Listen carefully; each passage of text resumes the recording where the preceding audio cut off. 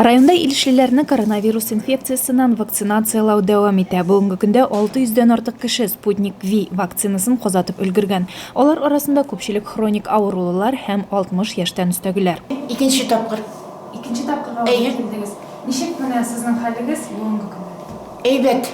Беренче көнне температура да булмады, беренче козаткач әзрәк кенә слабость булды. Йоклазым да йоклазым.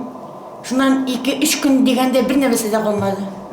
Әле әйбәт, бер сизелмәй бит әле яңа булды. Ни өчен эшләргә булдыгыз прививканы? Мин бер үзем торам, ширләсәм кем мине лечит?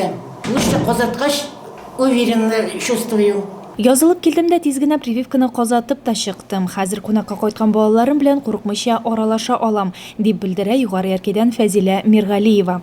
Илешкә бүгенге көндә барлыгы 840 доза вакцина кайткан. Әлегә шуның 220-се казалмаган, дәваханада саклана. Димәк, коронавирус афатыннан сакланырга теләүчеләр хәзер үк дәваханага мөрәҗәгать итә ала. У нас поступает КМК-2 или другое название, это Спутник V, векторный. Вакцина очень безопасная наша, это во всем мире признанная. Каждую неделю к нам поступает по 50, по 100 доз. 600 человек привелись, почти ни у кого не отмечались побочные явления. У одного человека было 39, в последующие дни это не отмечалось, и остальные хорошо очень переносятся. Может быть, первые дни вакцинации там 37-цифровая температура и легкая мышечная была в общем организме.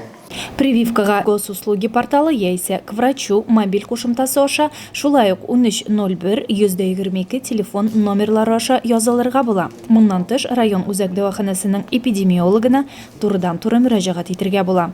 Язылган көн килеп җитү белән паспорт һәм СНИЛС белән 7-нче санлы кабинетка керәбез. Монда терапевт сезнең бүгенге хәлегезне тикшерер, анкеталау үткәреп, каршылыклар юклыгын ачыклар. Турыдан-туры 7-нче кабинетка килергә кирәк. Амбулаторный карталар, алдан язылган кешеләрнең амбулаторный карталары безнең 7-нче бүлмәдә була. Иң беренче чиратта прививкага кешенең 18 яшы тулган булырга тиеш. Шул вакытта гына прививка ясала. Каршылыклары дигәндән инде хатын-кызлар бала имезергә тиеш түгелләр, беременностьлар булырга тиеш түгел. Шуннан хроник ширләрен ачыклаганда бигрәк тә инде без бүгенге көндә хронический бронхитларга, йөрәк ширләргә, бигрәк тә 65 яшьтән узганнарга ясыйбыз.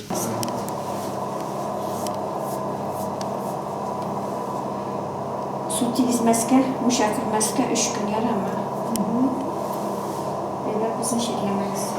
Арытаба инде 2-нче санлы кабинетта кыскача гына инструктаждан соң вакцина кертелә. Билгеле булуынча, яңа коронавирус инфекциясына каршы вакцина 2 этапта. Беренче көнне беренче компонент, 21-нче көнне икенче компонент ясала.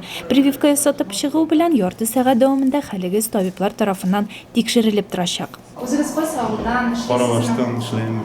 Кайда эшлисез? Нефтяникларда эшләйм. Кадыр авылында. Анда нефтяниклар бар, шунда. Эшләгәннәр эшләтәмсең? Эшләтәләр. Анда дүртелдә инде безнең дүртелгән сәясәт кылысы дүртелгә бар.